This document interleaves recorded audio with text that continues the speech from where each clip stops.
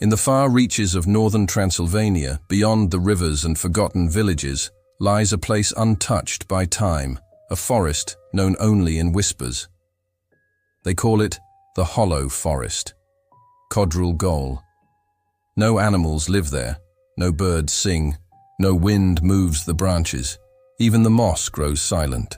For centuries, villagers have avoided its borders, not out of fear, but out of something older, instinct, memory, or perhaps survival.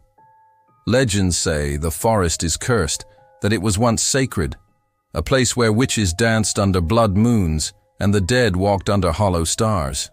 They say voices rise from the ground if you listen long enough, and that the trees remember everything.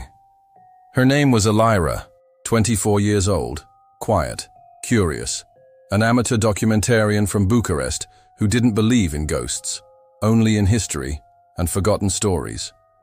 She arrived in the village of Valea Sangelui on the 1st of October, a grey, rain-heavy afternoon.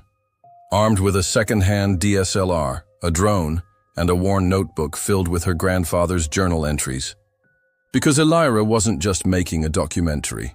She was retracing the last steps of a man who vanished in 1974. A man who entered the hollow forest and never came back. Her grandfather. The battered car winds through misty mountain roads. Rain streaks the windshield.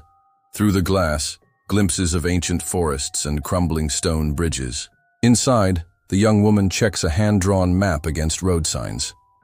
Her camera sits beside a worn leather journal filled with yellowed pages. She pulls into Valea Sangelui, weathered wooden houses with steep roofs, cobblestone streets slick with rain. When she steps out, the profound silence strikes her immediately. A few villagers move about their business, but they glide rather than walk, their footsteps muffled by mist. The journal opens to reveal her grandfather's handwriting and sketches of trees, symbols, and maps. These are the clues she's followed across the country. The villagers were kind, but tight-lipped. When Elira asked about Codrul Gol, the air seemed to still. An old woman at the inn refused to say its name. A boy selling apples made the sign of the cross when she mentioned it. The inn is small and warm, lit by oil lamps and a crackling fireplace. She sits at a rough wooden table, journal open, comparing her grandfather's sketches to her camera's display. The villagers speak in hushed Romanian. When she approaches with her camera, asking questions in halting Romanian, they fall silent. An old woman serving soup refuses to meet her eyes when she mentions Codrul Gol. The woman makes the sign of the cross and hurries away. A boy selling apples reacts the same way.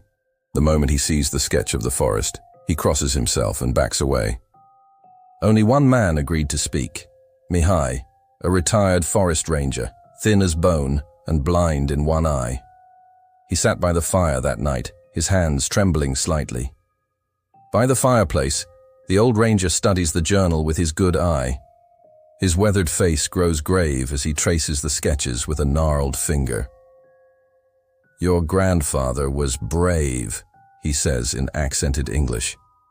"Too brave. He went in alone like you. Said he was chasing the truth." She leans forward. "And, did he find it?" Mihai looks at her directly, his expression serious. "No one finds truth in that forest, only pieces, and most of them don't come back out." She smiles politely but takes notes. She doesn't believe in curses, but she believes in fear, and fear leaves trails. Tomorrow, she would enter the hollow forest.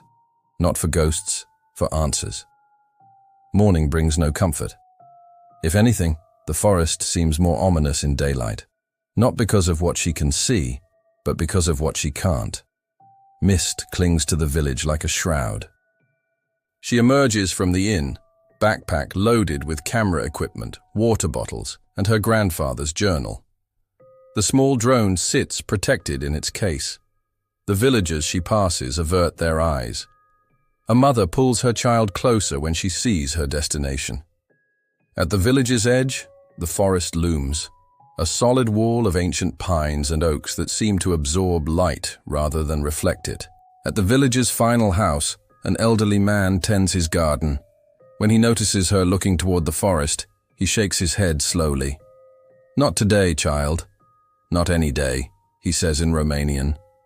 But she has already made her choice. A weathered wooden sign reads, "Codrul Gol," carved in deep old letters. Beyond it, the forest creates a tunnel of darkness that seems to swallow sound and light. She studies her grandfather's journal one final time. His final entry, dated October 15th, 1974. "The stones call to those who listen. 7 guardians of 7 secrets." Elena was right. The forest remembers everything, including how to forget. She looks up from the journal to the forest entrance. Taking a deep breath, she activates her camera's video function. October 2nd, 9:30 a.m. This is Elira Constantinescu, entering Codrul Gol for the first time. "My grandfather, Nicolae Constantinescu, disappeared here 49 years ago. These may be his final words." She reads from the journal. Day 7 in the forest. The whispers grow louder each night. They speak of Elena, my Elena, dead these 20 years. But I see her between the trees, calling me deeper. The stones, they show me things. Past and future blending like watercolors in rain. I understand now why the villagers fear this place. It doesn't just take your life, it takes your time. She closes the journal and steps across the threshold. The moment she crosses into the forest, the world changes. The sounds of the village, distant voices, morning birds, even the wind, cut off completely. Her footsteps, which echoed on the village stones, now make no sound at all. The trees are massive, ancient, their bark smooth and dark. No undergrowth, no fallen leaves. The forest floor is bare earth, as if swept clean by invisible hands. She raises her camera, filming as she walks deeper. Her voice sounds muffled, absorbed by the trees. The acoustic properties here are extraordinary. Complete sound dampening, temperature drop of at least 10 degrees.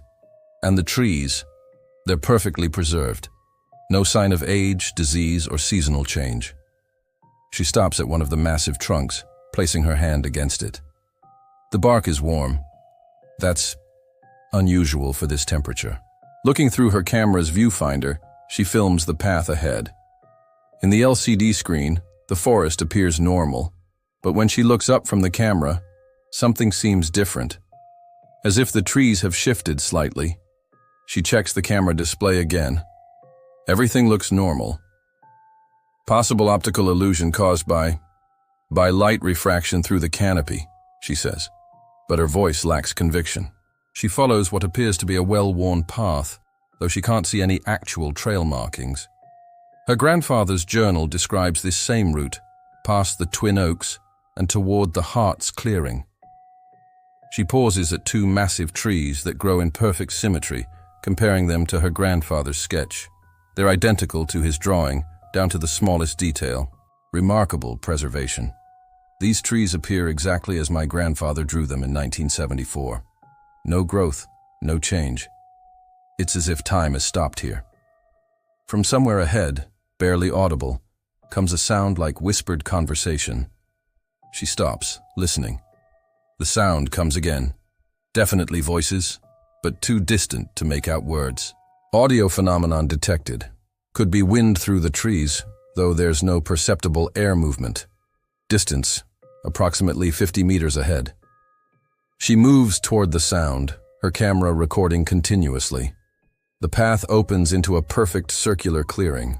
7 ancient standing stones form a ring in the center, each one covered in carved symbols that seem to shift and change when viewed peripherally. This is exactly what her grandfather drew in his journal, but the reality is more imposing than any sketch could capture. The stone circle, grandfather's 7 guardians. They're real. She approaches the stones, filming each one. The carvings are deep, complex, not Romanian, not any alphabet she recognizes. As she circles the stones with her camera, the whispered voices grow clearer. They seem to come from the stones themselves. Elena, Nicolae, come back. Join us. She stops filming, staring at the camera's LCD screen. The audio levels show she's recording something, but she can't make out individual words. Definite audio anomaly. The stones appear to be generating some form of resonance, possibly due to their mineral composition or the clearing's acoustic properties. She approaches the center stone, larger than the others, its carvings more elaborate. As she draws near, the carved symbols begin to glow with a faint, cold light. The glow spreads from stone to stone until all 7 pulse with ethereal light. The whispered voices become a chorus. Elena, Elena, she waits for you. She waits in the stones. She backs away from the center stone, her camera shaking in her hands. This is impossible. There's no power source, no explanation for... A new voice cuts through the chorus. Clear, familiar, heartbreaking. Elira, little bird, you came for me. She spins toward the voice, tears springing to her eyes. Grandfather? Bunikul? Through her camera's viewfinder, she sees him, Nikolai as he was in 1974, standing between 2 of the glowing stones. He looks exactly as he did in her childhood memories, unchanged by the decades. I've been waiting so long. Your grandmother, Elena, she's here too.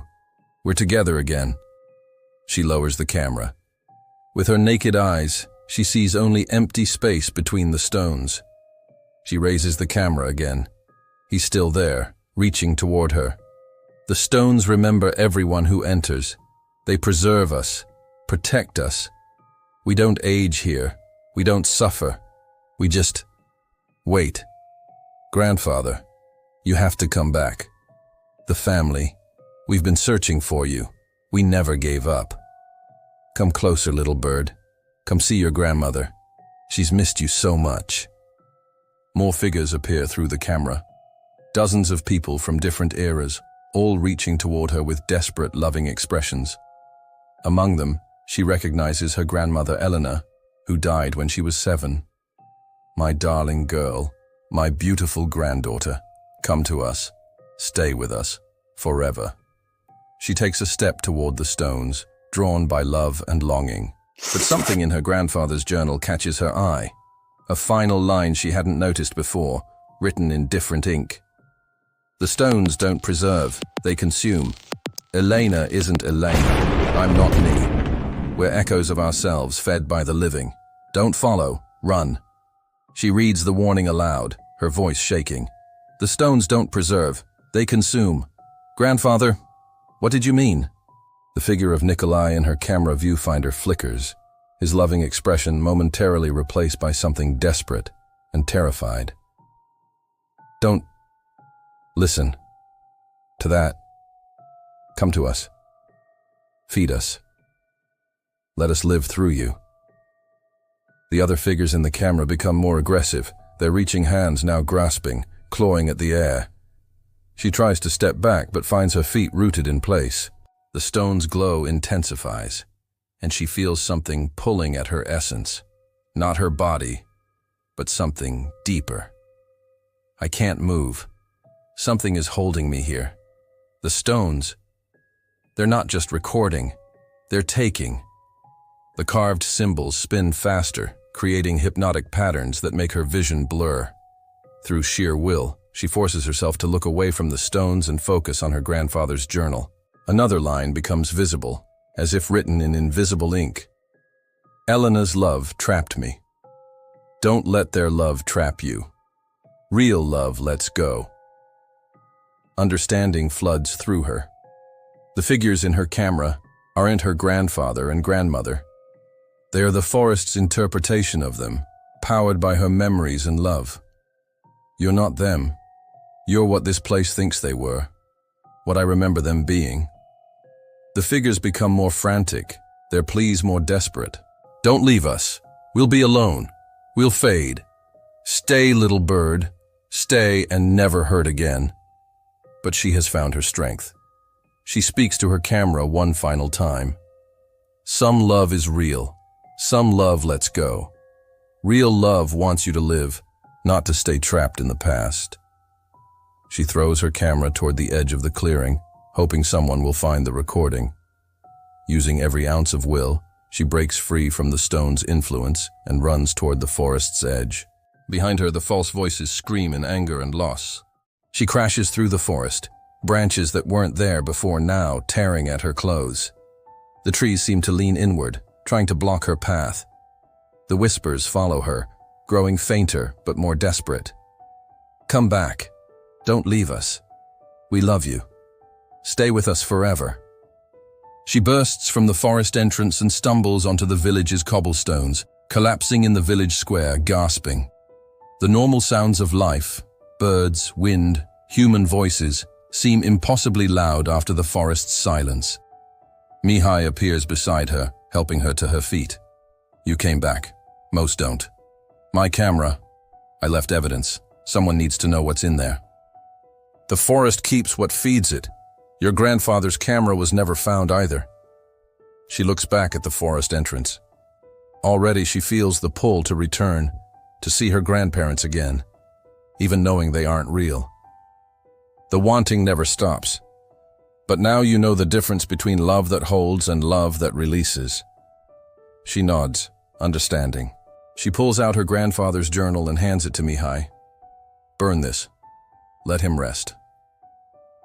As Mihai takes the journal, she walks toward her car. She doesn't look back at the forest, though every fiber of her being wants to. She drives away from Valea Sangalui. In her rearview mirror, the village grows smaller. The forest becomes just another dark patch among the mountains. But she knows she'll dream about those voices, about her grandparents' faces, about the love that wasn't real but felt more real than anything else. Some mysteries should remain unsolved. Some doors should stay closed. Some love should be allowed to let go. The car disappears around a mountain curve. Back in the clearing, the 7 stones stand dark, their carvings still once more. But in the gathering darkness, her camera lies where she threw it, its red recording light still blinking. And from the stones, barely audible whispers continue. She'll be back. They always come back. Love calls them home. The red light finally dies. The forest reclaims its perfect, terrible silence.